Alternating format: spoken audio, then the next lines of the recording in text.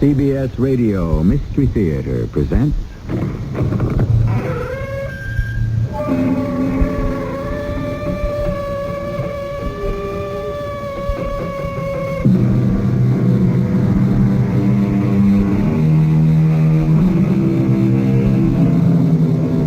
Come in. Welcome. I'm E.G. Marshall. Tell me the truth. Are you sensitive, impressionable, tender-hearted? Squeamish, maybe? Are your sensibilities easily offended? Are you fussy or persnickety? If you are all or any of these things, perhaps you had better not listen to what follows, for the tale we are going to tell you is aptly called a horror story. Take them back. Take back these slippers. You don't like them? They are bewitched. But they're so beautiful. They are cursed. They are the spawn of Satan. Take them back.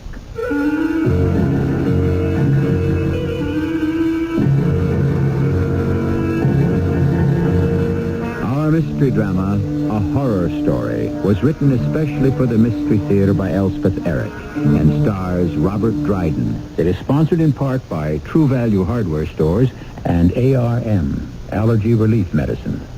I'll be back shortly with Act One.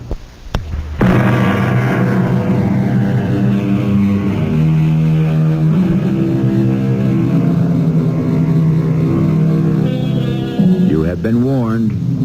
You're about to hear as dreadful a tale as has ever been told, appalling in its frightfulness. So pause a moment. Think hard whether you're able to endure it. If you have qualms about listening, turn to something sweet and soothing. But I urge you to gather your courage and listen. Nothing on the first floor, nothing on the second. Only the third floor remains to be explored. Why do I bother? Why do I persist? Well, if anyone cares, this place fascinates me. Has for 20 years. Ever since I first came to New Orleans in 1829 and saw a crowd of frightened people gathered outside this building on Common Street. By eavesdropping among them, I learned that they thought the place haunted by a collection of gruesome ghosts. Now, let's see what's in here. Oh, I declare, if the third floor yields no more than the other two, I say, what an exquisite fireplace. So delicate, pure Adam. As a world traveler, I've become something of a connoisseur. Still, you... Oh, what's this?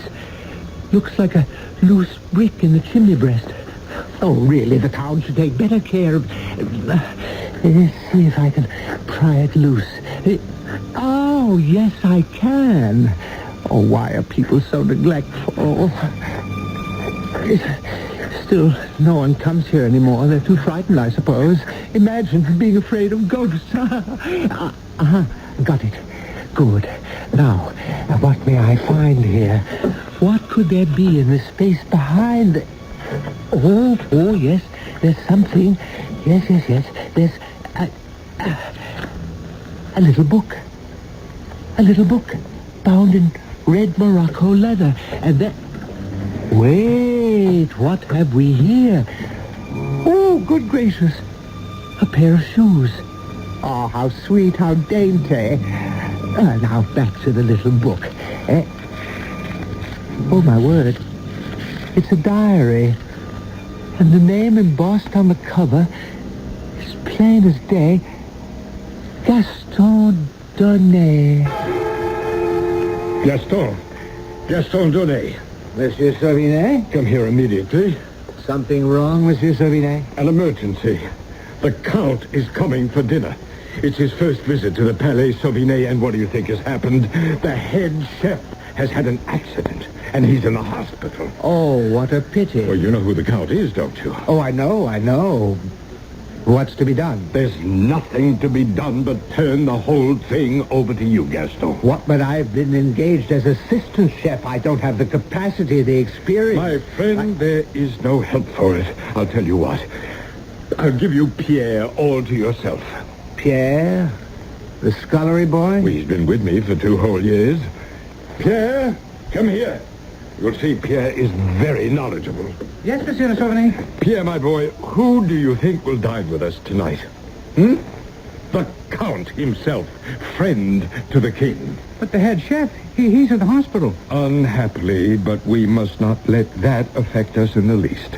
Monsieur Gaston Donnet here will be in charge.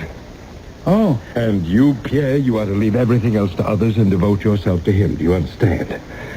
I understand. Now, what shall we prepare for the Count, huh? Perhaps a leg of lamb Eslington with the proper vegetables? A Normandy sole before that. Oh, and for his particular pleasure, truffles served in the silver cocotte and wrapped in our finest linen napkin. Oh, the poor Gaston Donnet, poor chap. It's no small thing to prepare a superlative dinner for an important client. I know. I've wandered the world. I've been in Paris, more than once. Well, let us read on in the diary what happens next. When the Count has eaten his dinner of truffles, of Normandy sole, of lamb Eslington, and all accompanied with the best wine, and all finished off with an exquisite plum brandy, what then? Success, Gaston. Oh, what a great success. I'm so happy, Monsieur He Sauvinet. raved about the souffle. He was ecstatic over the leg of lamb. He all but kissed the vegetables. Oh, let the head chef stay in the hospital. You, Gaston Donnet, you are the best chef in all of Paris. Oh, Monsieur Sauvinet, surely not. Now listen, dear chap.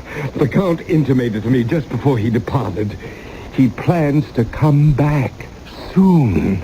It's too much. Dry your eyes and get on home, because that's where I'm going. Pierre? Monsieur? You'll close the place, won't you, so that our heroic friend here can go home? Yes, Monsieur Sauvinet. Then good night, my valiant Gaston. Good night until tomorrow. Good night. Oh, what a glorious night it has been. Aren't you going home, Monsieur Donnet? What? Home? To tell your wife about your success. I have no wife. Oh, there must be someone you can boast to. Monsieur Sauvinet said the Count adored the souffle and the lamb. All but kissed the vegetables, he said. But he said nothing about the truffles.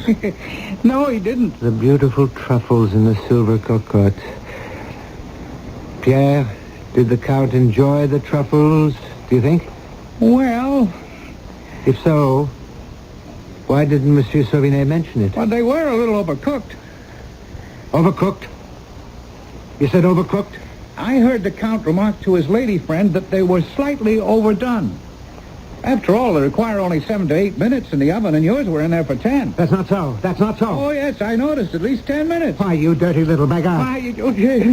Keep away from me. Keep away from me. So, That some- knife. No, the knife. Put down the knife. Well, Please. Oh, you killed my... Piece of dirt. Nothing but a piece of dirt. Absolutely incredible. Fantastic. Oh, my, I'm not at all sure I should let you hear this part. It's well, we've read this far together, and I know you're perishing to find out what comes next, so... All right. Gaston Donnet, as you've heard, stuck a kitchen knife right through Pierre's heart, and Pierre fell down dead. Then Gaston, appalled at what he'd done, dragged the boy's body into the little cuisine, and there he... Oh, there I tell you. There, he removed Pierre's clothes and burned them in the small fireplace ordinarily used to incinerate discarded skin and feathers and other rubbish. Then he... Oh, this is fantastic. He dissected and dismembered the body and removed every last bit of flesh. And then, really this part is superb, he prepared the flesh in any number of ways. Marinated, stuffed, gratinade, minced, pickled, smoked. Oh, you do have to admire the man's ingenuity. Oh, say you do. Then the following day, there was such an outcry in the kitchen. Where is he? Where is that boy? Where is that good-for-nothing boy? Gaston, heaven's name, what's the matter? Stupid upstart. Pierre never showed up, Monsieur Sauvinet. I've waited all morning. I've searched the place. No sign of him. No word from him. Nothing. Gaston, calm yourself. What am I to do without a scullery boy? I shall find you a scullery boy. Within the hour, you shall have a scullery boy, and a good one, too. Because you know what? The Count is repeating his visit. The Count? Yes. He's enamored of your cooking. Who knows? One day he might invite the king to be his guest. Would he come? Who knows? Now, what shall we serve the Count tonight, huh?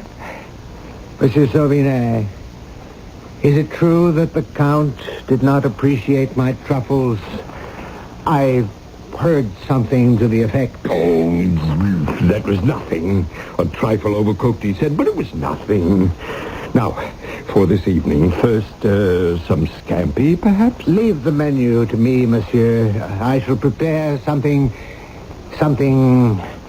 incomparable, something new. You don't want to tell me what you have in mind. I want to work from my own inspiration, my own invention.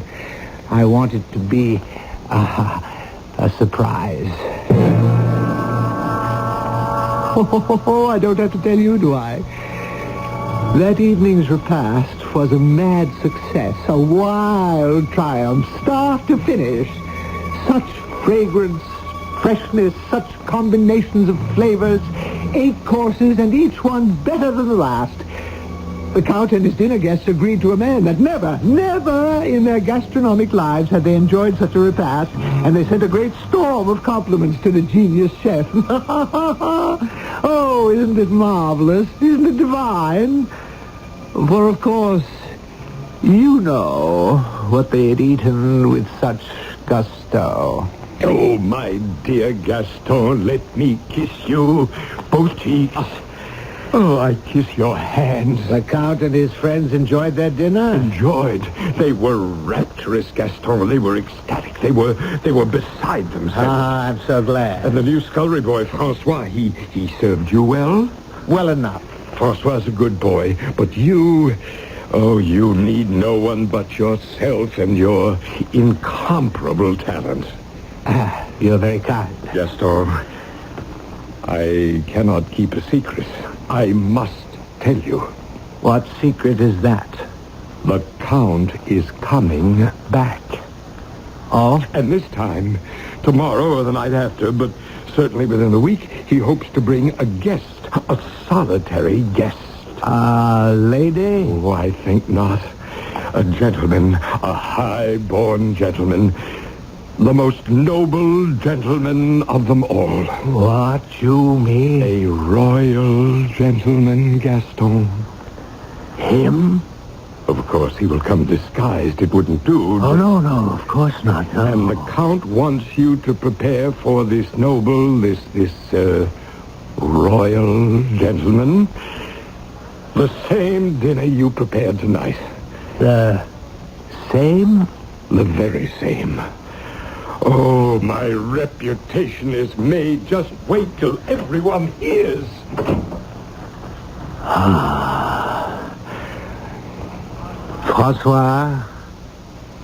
Francois, come here, my boy. Oh, and bring the large mallet with you. The one we use to hammer out the scallops. Oh, yes, that's the one. Hand it over. Thank you, Francois. Now, turn around. And now face the other way. Yes, that's it. Now stand very still. I'm sorry, Francois. But what else could I do? doesn't say in the diary if the Count's guest was actually the King himself, although it does say that both gentlemen enjoyed their dinner immensely and sent the most effusive compliments to the chef. However, according to what it says here, shortly thereafter, great outcries were raised by the mothers of the two vanished boys, and Gaston Donnet suddenly left Paris, never to return. Which is quite understandable, wouldn't you say?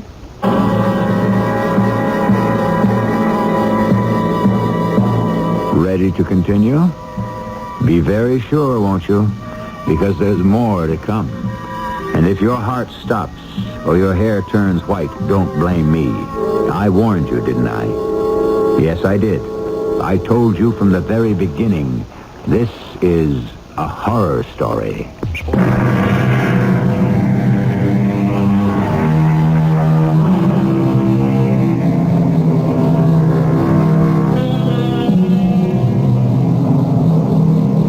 Shall we proceed, sweet ladies, kind gentlemen? Remember, this tale has come down to us in the form of a legend, built little by one storyteller after another. Each one delighted in what he had been told and then added whatever provocative details he thought might captivate his audience and seduce it into listening longer. That is, after all, how legends have come into being since the world began. Ready for the diary again, And for a change of scene? In 1829, New Orleans was already a fair city and a prosperous one. A proud and stylish and extremely forceful man, Mr. Poncet, was the leading citizen of New Orleans. And into his office one day stepped a sturdy, aggressive man who looked to be about, 50 years of age. Mr. Poncet, I believe. The same, sir. And whom do I have the pleasure of addressing? My name is Ferraud, sir. Lucien Ferraud. A stranger to New Orleans? Well, not completely, sir. I have been plying my trade for some months. And your trade is? I am a shoemaker. You mend shoes, do you? No, I do not mend shoes, Mr. Poncet. I make shoes by hand. I cut every piece of leather. I sew every stitch with these two hands. I see. Well, now, what can I do for you, Mr. Ferraud? Everyone tells me you are the most influential man in New Orleans. I want to buy that building on Common Street. Which one do you have your eye on? The one with 3 stories, 6 chimneys. It's the only one vacant at present. And you want to move your shoemaking enterprise into that building?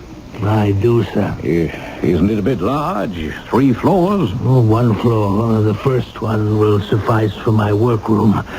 The 3rd floor, that will be my home. I have walked through it. The light is wonderful. And the exquisite fireplaces in every room. But do you need so many rooms, a man living alone? Nah, but I shall not be living alone. I got married yesterday. Did you now? Well, that's splendid. Congratulations. As soon as Camille said yes, I made up my mind that the building on Common Street must be mine. You're married? Alas, I am a widower. But my beloved wife blessed me with a daughter, my angelic Monique, who is more precious to me than all the world's treasure. Of course. How old is Monique? 17 in a few months.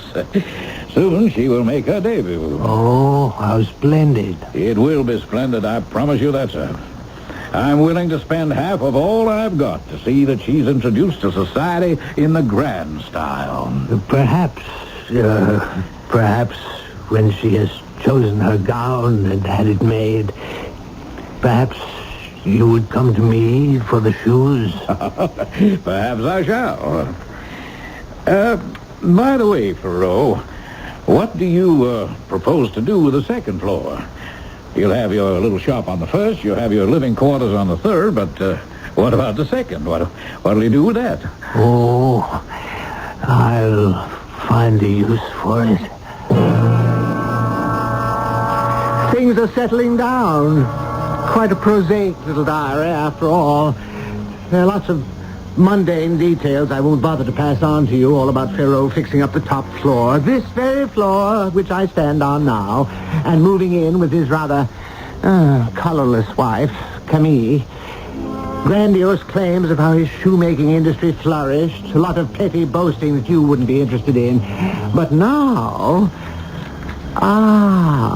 yes, here it starts to get interesting again. You like this part, I think. Good morning. I was looking for Mr. Lucien Ferrot. Is he here? He's gone out on an errand. But he will be back. He didn't say when. Oh. I wanted to ask him to make something for me, something very special for my daughter, Monique Ponce. You work here for Mr. Ferrot? I'm his wife. Oh, I'm sorry. I didn't realize. I haven't had the pleasure. Tell me, Mrs. Ferrot, are you enjoying your new home? It's very nice. Your husband's fame is spreading, all over New Orleans. So he tells me. Everyone says his slippers are the softest, the most pliable, so flexible. The ladies who worn them say they can dance all night and on into the morning. So I've heard. I'll tell you why I'm here, Mrs. Ferrot. I wanted to order a pair of his wonderful slippers for my daughter, Monique. Look here, I brought a swatch of the material her dress is to be made from. My daughter has dark hair and dark eyes. Well, you can see. This is the material. Damask, isn't it? I believe that is what they call it. White damask, with just the faintest little thread of gold running through it. Beautiful. Beautiful. Now, if your husband can make shoes to match, will he be back soon, do you think? I've got no way of knowing. He never tells me anything. Oh, well, I'll wait a bit. Suit yourself. Tell me, your husband has rented out the second floor, hasn't he? Yes, he has. To a restaurateur, I believe. A private dining salon, they say. So they say. Small, but elegant. So I've heard. Oh, forgive me, Mrs. Ferrot, but you talk as though you'd never seen it. I never have. Well, I am surprised.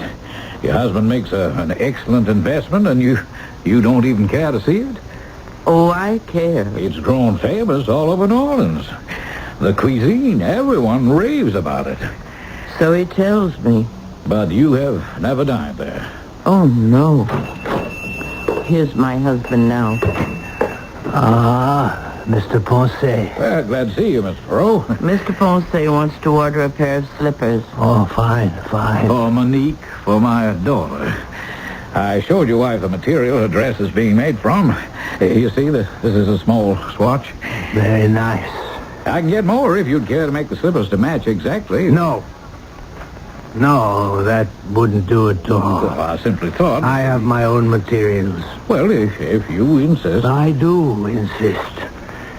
My materials are 1,000 times more pliant than this damask. Oh, whatever you say, Ferrot. Well, good day, Mrs. Ferrot. Good day. How long was he here? Only a few minutes, Lucien. That's all. We chose to wait for you. What did you two talk about? Oh, your success for the most part. He mentioned the restaurant on the second floor. He asked if I'd ever dined there.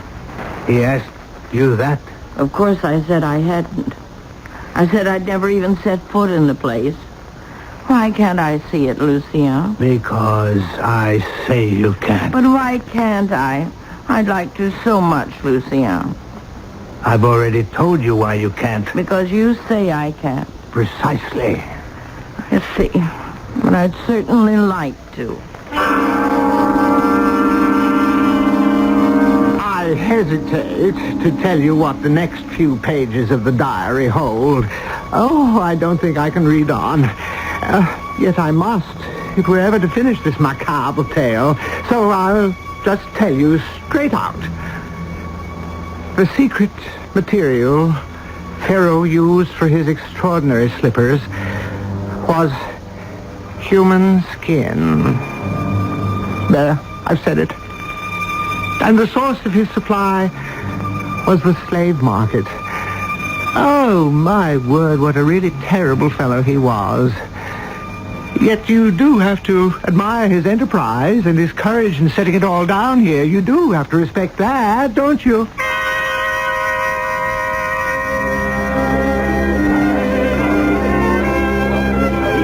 Yes, sir? Do you have a reservation? Oh, yes. The name is Ponce, table for two. Ah, may I show you to your table, Mr. Ponce? I suppose you might as well, but keep an eye out for my daughter, will you? We're dining together. She has dark hair, dark eyes, and she'll arrive alone. I'll watch for her and bring her to you. Ah, here's your table. Can I order you an aperitif? Oh, no, thank you. I'll just wait for my daughter. As you wish, sir.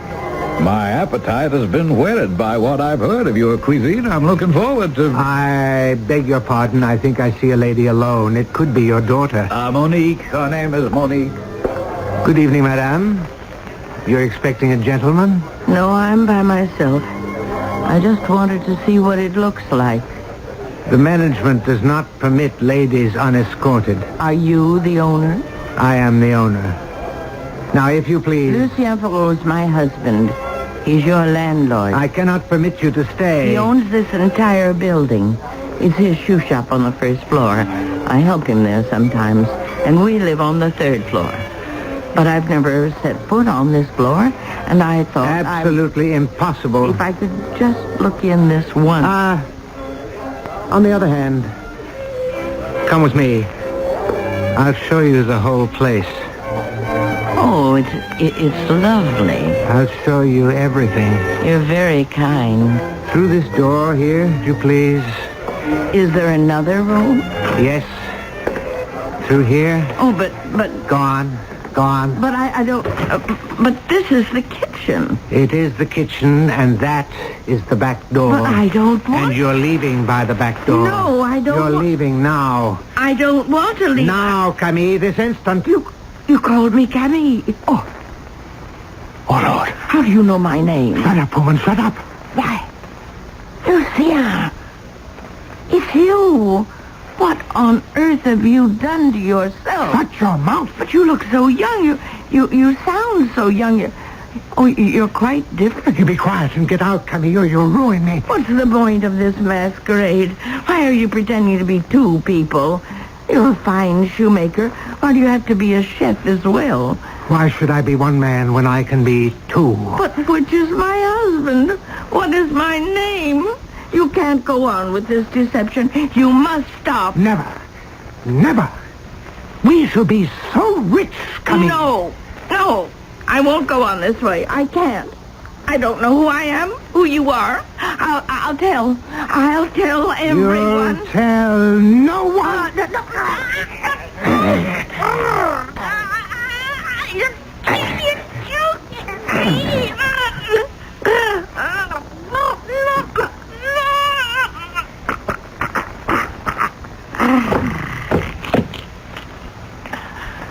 Oh, Camille. Poor Camille. Why did you do it? Why did you come here just when everything was going so well?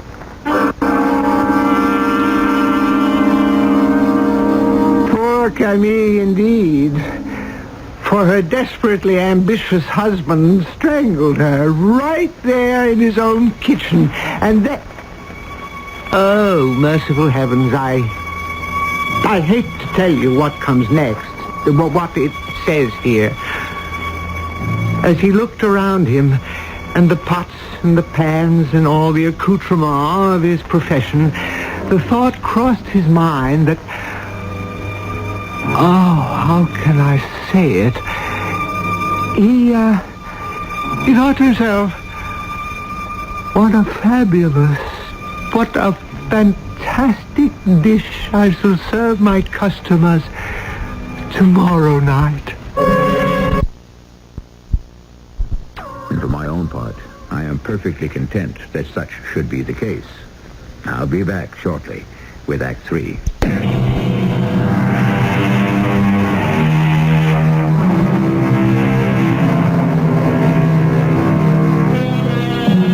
Back to our legend, which was invented to curdle your blood and freeze the marrow in your bones. If it has not done so, then it has failed in its purpose.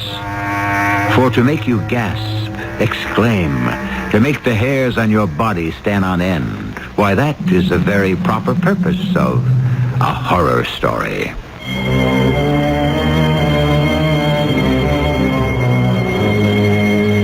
Oh, I'm feeling better now. Able to read on, I think. There's a passage here that reveals what you must already have guessed. The proprietor of the restaurant on the second floor was not only Lucien Ferraud, he was likewise Gaston Donnet from Paris. Oh, dear me, how things have turned around in this world. It's enough to make one's head spin. Well, anyway, the diary goes on quite calmly for a while, and then... Ah, Mr. Ferraud. Mr. Ponce, welcome to my little shop.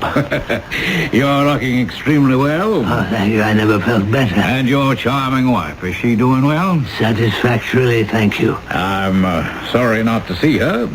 She's elsewhere. You know, it was to your wife that I first showed the little swatch of damask. She admired it so much. And I told her about Monique's debut. She seemed most interested. Yes, I'm sure she was. Oh, yes, we had a nice little chat. We spoke of your tenant. My tenant? The man to whom you let the second floor. Oh, yes. And the restaurant that he opened. Why, it's become almost as famous in New Orleans as your delectable little slippers. Has it indeed? Yes. Well, shall I fetch the slippers, Mr. Ponce, for your daughter? Ah, Monique's slippers. Yes. Of course. That's what I came for. I have them right here. Here they are. Oh, Mr. Ferraud. Oh, my friend. You like them? Like them? I have no words to convey what I feel. How white they are. How pure and white. Yes. Oh, they are like jewels. Royal jewels. I call them my masterpiece. Has your wife seen them? Emmy? No.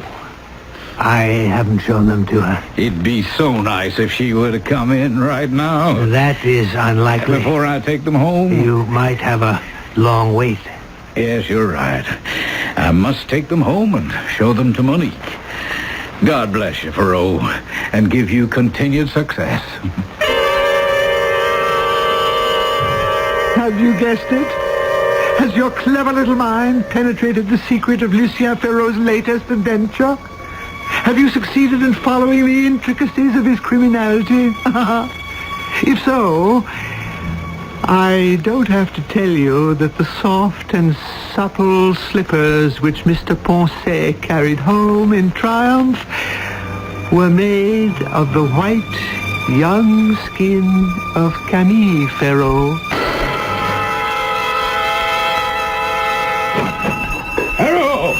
Ferraud! Are you here? Where are you, you rogue? Come out here! Mrs. Ferraud, are you here? I must see your husband at once. It is imperative. Well, I must see someone. I must see someone now. You were looking for me? You villain, you monster. Something is wrong, sir? Fiend, the devil. I, Mr. Ponce, well, what... Or are you a sorcerer, a wizard? Mr. Ponce... Or do you have the evil eye? Confess, you barbarian. But what is it? What must I confess to? Oh, you know very well. No, I don't. Mr. Ponce, you left here an hour ago with the slippers. You seemed happy. The slippers, yes, the slippers. You don't like the Those slippers? cursed slippers, the abominable Your slippers. daughter does not like the slippers. There are your slippers. Take them. You're bringing them back? You take them and never let me see them again. You don't want them? You unwrap them and you'll see. Unwrap them and see what you have created. Unwrap them and behold your masterpiece. I shall. Not in my presence, you won't. Wait till I'm out the door and never come near me again. What in the world? What went wrong? What? What's that? What's that sound? Can it be? Is it in here? My slippers! My beautiful white slippers! What's got into them? What are you saying? Are you mad? Wait, no, come back! Stay still! Where are you going? What's got into you? No, don't touch me! Not me! Not me! Stay away from me! I'll go upstairs. They're following me. Maybe if I can get to my own floor, my own place. One more floor. To the top. I'll hide. Yes. I'll hide. I'll hide here. Quiet! They're here! They got in! They're coming at me! They're on me! They're crawling up my back! My hair! On my face! No! They're sliding down my back! Good Lord! No! Heavenly Father, they're on my diary! No one must ever see my diary! No one would ever know what I have done! If anyone is to know... No! Heaven forbid! Where can I hide it so that... Yes. I'll hide it here behind this brick in the chimney. Yes, here. I'll hide it here behind this brick. No one will ever find it. Now. I did put back the brick. Oh, Lord! The slippers have slipped into the chimney. They're sitting on top of the diary. At any rate, they're not chasing me. Put back the brick now. A piece. A little piece. Yes.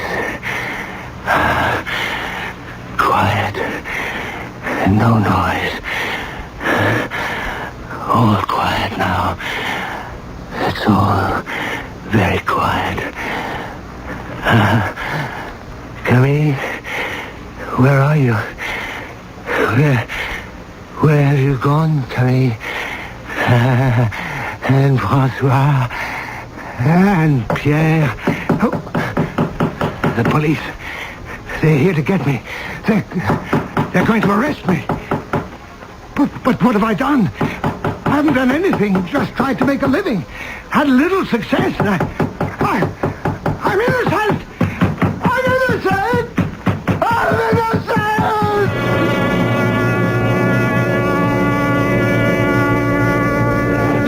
Friends and citizens, may I have your attention?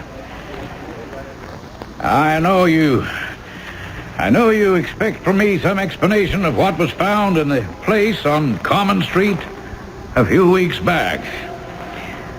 The authorities have said that I might tell you all that is known, though how it all came about is a matter for conjecture. When the police broke in on the third floor of the Common Street building, they found... be brave, my friends. Be prepared for something horrendous. They found a dead man. They think they recognized him as the owner of the building, though, to be brutally honest, they could not be absolutely sure because the body, good people, had been skinned. Yes, my friends, they have concluded that this poor man went mad and flayed himself alive.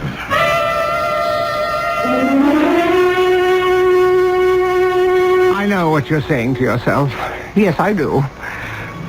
You're saying, how could he read all that last part in the diary? How could anybody have written it down with the slippers carrying on like that? It's impossible. Well, you're right. The reason I know what happened is that I am Gaston Donnet, later Lucien Ferraud. That is to say, I am his astral, his etherical body, vulgarly called a ghost. So I know all about it. Oh, and that banging at the door that poor Donnet Ferraud thought was the police? No, not so. It was two ordinary men who knocked. One wanted to buy the restaurant for an astronomical sum. The other had come all the way from Paris. A certain wealthy count had died and left a quantity of money to Gaston Donnet in memory of a marvelous meal he had cooked for the count some years before. All that work for nothing. Where did I go wrong? Where?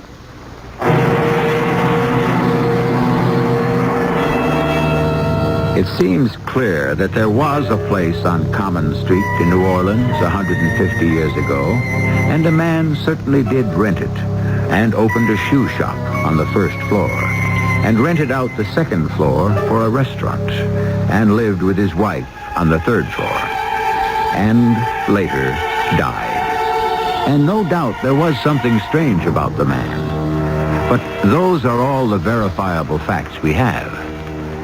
As for the rest, well, you know how people talk. And as they talk, legends are born. And legends grow. And legends never die. I'll be back shortly.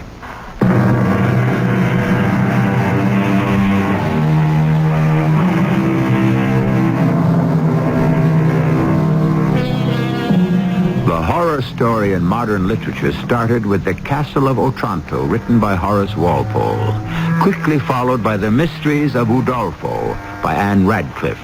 Honoré Balzac took up the form and improved on it in France. Bulwer Lytton rivaled him in England. And in America, it was brought to a peak by our own Edgar Allan Poe. Let's face it, the horror story is here to stay. Our cast included Robert Dryden, Mary Jane Higby, Ian Martin, and Arnold Moss. The entire production was under the direction of Hyman Brown. Radio Mystery Theater was sponsored in part by ARM, Allergy Relief Medicine, and True Value Hardware Stores.